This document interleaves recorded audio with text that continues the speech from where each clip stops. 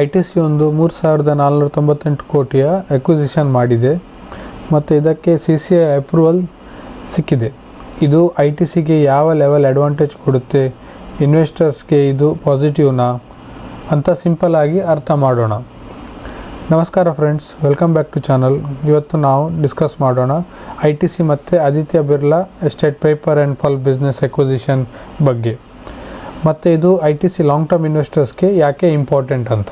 So news ನೋಡಿದರೆ ದೋಸ್ತು, CCI approve ಮಾಡಿದೆ ITCಯ 3,498 ಕೋಟಿ acquisition of Aditya Birla real estate paper and pulp business. ಈ ಡೀಲ್ ಕಾಂಪಿಟೇಷನ್ ಕಮಿಷನ್ ಆಫ್ ಇಂಡಿಯಾಗೆ approval ಕೂಡ ಸಿಕ್ಕಿದೆ. ಅಂದರೆ CCI ಅಂದರೆ ಕಾಂಪಿಟೇಷನ್ನ ಚೆಕ್ ಮಾಡುವಂಥ ಒಂದು ಏಜೆನ್ಸಿ.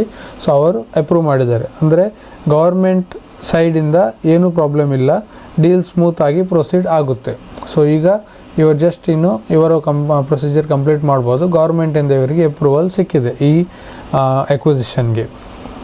ಸೊ ಈ ಅಕ್ವಿಸಿಷನಿಂದ ITCಗೆ ಏನು ಅಡ್ವಾಂಟೇಜ್ ಸಿಗುತ್ತೆ, ಒಂದು ಏನಂದರೆ ಮಾರ್ಕೆಟ್ ಲೀಡರ್ಶಿಪ್ ಸಿಗುತ್ತೆ.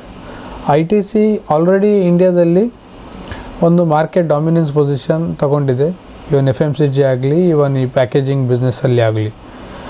ಪೇಪರ್ ಬೋಟ್ಸ್ ಮತ್ತು ಪ್ಯಾಕೇಜಿಂಗ್ ಸೆಗ್ಮೆಂಟಲ್ಲಿ ಇವರು ಆಲ್ರೆಡಿ ಲೀಡರ್ ಇದ್ದಾರೆ. ಈಗ ಒಂದು ಸ್ಟ್ರಾಂಗ್ ಕಾಂಪಿಟೇಟರ್ ಮಾರ್ಕೆಟಿಂದ ಎಕ್ಸಿಟ್ ಆಗಿದೆ. ಅಂದರೆ ಈಗ ಅವರು ಆದಿತ್ಯ ಬಿರ್ಲಾನ ಅವರು ಪರ್ಚೇಸ್ ಮಾಡಿದರೆ, ಆದಿತ್ಯ ಬಿರ್ಲಾ ಒಂದು ದೊಡ್ಡ ಕಂಪನಿ, ನಿಮಗೆ ಗೊತ್ತಿದ್ದಾಗೆ ಬಿರ್ಲಾ ಗ್ರೂಪ್ ಒಂದು ದೊಡ್ಡ ಕಂಪನಿ. ಸೊ ಅವರ business which is already a kind of ಮಾರ್ಕೆಟಿಂದ leader in the market. So ಅದನ್ನೇ ಇವರು ಅಕ್ವಿಸಿಷನ್ ಮಾಡಿದ್ದಾರೆ. ಅಂದರೆ ಒಂದು ಲೀಡರ್ನ ಇವರು ಎಕ್ವೈರ್ ಮಾಡಿದಾಗೆ ಆಯಿತು. ಸೊ ಒಂದು ಕ್ಲಿಯರ್ ಮಾಡಿದಾಗ ಆಯಿತು. ಸೊ ಇವ್ರಿಗೆ ಇನ್ನೊಂದು ಜಾಸ್ತಿ ಡಾಮಿನೆನ್ಸ್ ಸಿಕ್ಕುವ ಹಾಗೆ ಆಗುತ್ತೆ. ಕಾಂಪಿಟೇಷನ್ ಕಮ್ಮಿ ಆದರೆ ಪ್ರೈಸಿಂಗ್ ಪವರ್ ಇನ್ಕ್ರೀಸ್ ಆಗುತ್ತೆ ಮತ್ತು ಮಾರ್ಜಿನ್ಸ್ ಇಂಪ್ರೂವ್ ಆಗುತ್ತೆ. ಸೊ ಕಾಂಪಿಟೇಷನ್ ಕಮ್ಮಿ ಆದಾಗೆ ಇವರು ITC ಹೇಗೆ ಬೇಕು ಹಾಗೆ ಅವರು ಪ್ರೈಸಿಂಗ್ ಮಾಡಿ ಅಂದರೆ ಪ್ರೈಸಲ್ಲಿ ಇವರು ಸ್ವಲ್ಪ ಆಟಾಡ್ಬೋದು. ಹಾಗಾಗಿ ಪ್ಲಸ್ ಈ ಮಾರ್ಜಿನ್ಸ್ನ ಇವರು ಇಂಪ್ರೂವ್ ಮಾಡ್ಬೋದು. ಇನ್ನೊಂದು ಅಡ್ವಾಂಟೇಜ್ ಏನಂದರೆ FMCG. ನಿಮಗೆ ಗೊತ್ತಿದ್ದಾಗೆ ಈ ಎಲ್ಲ ಪ್ರಾಡಕ್ಟ್ಸ್ ನೀವು ನೋಡಿದರೆ ಇದು ITCಗೆ ಬಿಲಾಂಗ್ ಆಗುತ್ತೆ. ಸೊ ಇವರ ಪ್ಯಾಕೇಜಿಂಗ್ ಕೂಡ ITCಗೆ ಒಂದು ಬೆನಿಫಿಟ್ ಕೊಡುತ್ತೆ. ಆಶೀರ್ವಾದ್, ಸನ್ಫೀಸ್ಟ್, ಬಿಂಗೋ, ಕ್ಲಾಸ್ಮೇಟ್ ಎಲ್ಲ ಪ್ರಾಡಕ್ಟ್ಸ್ಗೆ ಪ್ಯಾಕೇಜಿಂಗ್ ಬೇಕು. ಈಗ ITC ಪೇಪರ್ ಕೂಡ ಓನ್ ಆಗಿ ಪ್ರೊಡ್ಯೂಸ್ ಮಾಡಬಹುದು, ಪ್ಯಾಕೇಜಿಂಗ್ ಕೂಡ ಕಂಟ್ರೋಲ್ ಮಾಡಬಹುದು. ಇದರಿಂದ ಕಾಸ್ಟ್ ರಿಡ್ಯೂಸ್ ಆಗುತ್ತೆ ಮತ್ತು ಸಪ್ಲೈ ಚೈನ್ ಕಂಟ್ರೋಲ್ ಆಗುತ್ತೆ. ಸೊ ಇದರಿಂದ ಇವರಿಗೆ ತುಂಬ ಬೆನಿಫಿಟ್ ಸಿಗುತ್ತೆ. ಇವರದೇ ಓನ್ ಆಗಿ ಇವರು ಪ್ಯಾಕೇಜಿಂಗ್ ಮಾಡ್ಬೋದು ಇವರ ಪ್ರಾಡಕ್ಟ್ಸಿಗೆ. Third benefit premium paper segment.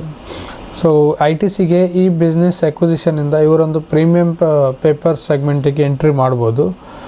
So ಈ ಪೇಪರಲ್ಲಿ ಏನಂದರೆ ಪ್ರೀಮಿಯಮ್ ಅಂದರೆ ಸ್ಪೆಷಾಲಿಟಿ ಪೇಪರ್ ಪ್ರಾಡಕ್ಟ್ ಆಗಿರುತ್ತೆ.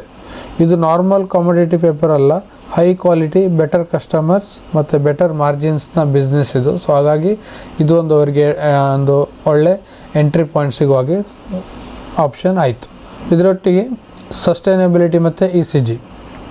ಸೊ ನೆಕ್ಸ್ಟ್ ಇಂಪಾರ್ಟೆಂಟ್ ಪಾಯಿಂಟ್ ಏನಂದರೆ ITC already forestry, renewable sources, green ಮ್ಯಾನುಫ್ಯಾಕ್ಚರಿಂಗಲ್ಲಿ ಸ್ಟ್ರಾಂಗ್ ಫೋಕಸ್ ಇದೆ. ಪೇಪರ್ ಮತ್ತು ಪಲ್ಪ್ ಬಿಸ್ನೆಸ್ ITC ESG ಸ್ಟ್ರಾಟಜಿಗೆ ಪರ್ಫೆಕ್ಟಾಗಿ ಸೂಟ್ ಆಗುತ್ತೆ. ಸೊ ಇದು ಲಾಂಗ್ ಟರ್ಮ್ ಇನ್ಸ್ಟಿಟ್ಯೂಷನಲ್ ಇನ್ವೆಸ್ಟರ್ಸ್ಗೆ ಒಂದು ಪಾಸಿಟಿವ್ನೆಸ್ ಕೊಡ್ತಾರೆ. ಯಾಕೆಂದರೆ ತುಂಬ ಇನ್ವೆಸ್ಟರ್ಸ್ ಇದ್ದಾರೆ. ಈಗ ನಾವು ರಿಟೇಲ್ ಅಲ್ಲ, ಸೊ ಇನ್ಸ್ಟಿಟ್ಯೂಷನಲ್ ಇನ್ವೆಸ್ಟರ್ಸ್ ಅವರು ESG ಸ್ಕೋರ್ ಬಗ್ಗೆ ನೋಡ್ತಾರೆ. ESG ಅಂದರೆ ಎನ್ವೈರ್ಮೆಂಟ್, ಸೋಷಿಯಲ್ ಗವರ್ನೆನ್ಸ್. ಸೊ ಇದು ಅವರು ತುಂಬ ನೋಡ್ತಾರೆ. ಸೊ ಯಾವ ಕಂಪನಿಗೆ ಜಾಸ್ತಿ ESG ಸ್ಕೋರ್ ಸಿಗುತ್ತೆ ಅಂಥ ಕಂಪನಿಯಲ್ಲಿ ಅವರು ज़्यादा ಇನ್ವೆಸ್ಟ್ ಮಾಡಲಿಕ್ಕೆ ಇಂಟ್ರೆಸ್ಟ್ ತೋರಿಸ್ತಾರೆ. ಸೊ ಇದೊಂದು ITCಗೊಂದು ಅಡ್ವಾಂಟೇಜ್ ಕೊಡುತ್ತೆ. ITCಗೆ ಆಲ್ವೇಸ್ ESGಯಲ್ಲಿ ಪೆಟ್ಟು ಬೀಳುತ್ತೆ, ಯಾಕೆಂದರೆ ಅವರ ಸಿಗರೇಟ್ ಬಿಸ್ನೆಸ್ ಥ್ರೂ. ಸೊ ಈ ಥರ ಇವರು ಕ್ಲೀನ್ ಬಿಸ್ನೆಸ್ನ ಎಕ್ವೈರ್ ಮಾಡಿದರೆ ಅವರಿಗೆ ಇನ್ನೂ ಜಾಸ್ತಿ ಸ್ಕೋರ್ ಸಿಗುತ್ತೆ. ಸೊ ಅವರಿಗೆ ಇನ್ನೂ ಜಾಸ್ತಿ ವ್ಯಾಲ್ಯೂಯೇಷನ್ ಸಿಗುವ ಚಾನ್ಸಸ್ ಇರುತ್ತೆ. ಸೊ ಲಾಂಗ್ ಟರ್ಮ್ ಇನ್ವೆಸ್ಟ್ಮೆಂಟ್ ಅಗರ್ ನೀವು ನೋಡೋದಾದರೆ ಈ ಅಕ್ವಿಸಿಷನ್ ನಿಮಗೆ ಶಾರ್ಟ್ ಟರ್ಮಲ್ಲಿ ಏನೂ ಬೆನಿಫಿಟ್ ಕೊಡೋದಿಲ್ಲ. ಇದು ITC ಸಿಗರೇಟ್ ಡಿಪೆಂಡೆನ್ಸಿ ರಿಡ್ಯೂಸ್ ಮಾಡುತ್ತೆ ಮತ್ತು ಸ್ಟೇಬಲ್ ಕ್ಯಾಶ್ ಫ್ಲೋ ಕ್ರಿಯೇಟ್ ಮಾಡೋಕ್ಕೆ. Strategic long term investment. ಈಗ ITC ಆಲ್ರೆಡಿ ಅಂದರೆ ITC ಅಂದರೆ ಒಂದು ಸಿಗರೇಟ್ ಕಂಪನಿ ಅಂತ ಅಂದ್ಕೊಳ್ತಾರೆ. ಆದರೆ ಅವರೊಟ್ಟಿಗೆ ಈಗ ನಿಮಗೆ FMCG ಆಗಲಿ, ಈ ಥರ ಪೇಪರ್ ಆ್ಯಂಡ್ ಬೋರ್ಡ್ ಆಗಲಿ, ಹೋಟೆಲ್ ಆಲ್ರೆಡಿ ಇತ್ತು, ಈಗ ಹೋಟೆಲ್ ಅವನ್ನು ಸಪ್ರೇಟ್ ಮಾಡಿದ್ದಾರೆ. ಸೊ ಈ ಥರ ತುಂಬ ಬಿಸ್ನೆಸ್ ನಿಮಗೆ ನೋಡಲಿಕ್ಕೆ ಸಿಗುತ್ತೆ. ಆದರೆ ITC ಅಂದ ಕೂಡಲೇ ಹೆಚ್ಚಾಗಿ ಸಿಗರೇಟ್ ಕಂಪನಿ ಥರನೇ ಒಂದು ಮೈಂಡ್ಸೆಟ್ ಇದೆ. ಸೊ ಇದು ಬರೋದ್ರಿಂದ ಏನಂದರೆ ಅವರು ಸ್ಲೋಲಿ ಅವರ ಸಿಗರೇಟ್ ಮೇಲೆ ಏನು ಡಿಪೆಂಡೆನ್ಸ್ ಇದೆ ಅಂದರೆ ಸಿಗರೇಟ್ ಅವ್ರಿಗೆ ಜಾಸ್ತಿ ಕಾಂಟ್ರಿಬ್ಯೂಟ್ ಮಾಡುತ್ತೆ ರೆವೆನ್ಯೂ ಪ್ಲಸ್ ಪ್ರಾಫಿಟಲ್ಲಿ. ಸೊ ಹಾಗಾಗಿ ಅದನ್ನು ಅವರು ಸ್ವಲ್ಪ ಕಡಿಮೆ ಮಾಡ್ಕೊಂಡು ಬರ್ತಾರೆ. ಹಾಗೆ ಇವರು ಬೇರೆ ಬಿಸ್ನೆಸ್ಸಲ್ಲಿ ಇನ್ನೂ ಜಾಸ್ತಿ ಡೈವರ್ಸಿಫೈ ಆದರೆ ITCಗೆ ತುಂಬ ಬೆನಿಫಿಟ್ ಆಗುತ್ತೆ. ಸೊ ಈ ಥರ ದೋಸ್ತು ವಿಡಿಯೋ ನಿಮಗೆ ಇಷ್ಟ ಆದರೆ ಲೈಕ್ ಮಾಡಿ, ಚಾನಲ್ನ ಸಬ್ಸ್ಕ್ರೈಬ್ ಮಾಡಿ, ಮತ್ತು ಕಮೆಂಟಲ್ಲಿ ನಿಮ್ಮ ವ್ಯೂ ITC ಶೇರ್ ಮೇಲೆ ಏನಿದೆ ಅಂತ ಹೇಳಿ. ಸ್ಟಾಕ್ ಮಾರ್ಕೆಟ್ ನ್ಯೂಸ್ನ ಸಿಂಪಲ್ ಆಗಿ ಕನ್ನಡ ಸ್ಟೈಲಲ್ಲಿ ಬೇಕಂದರೆ ಈ ಚಾನಲ್ ಫಾಲೋ ಮಾಡಿ. ಥ್ಯಾಂಕ್ ಯು ದೋಸ್ತು. ಇನ್ನೊಂದು ನೆಕ್ಸ್ಟ್ ವೀಡಿಯೋದಲ್ಲಿ ಸಿಗೋಣ. ಬಾಯ್.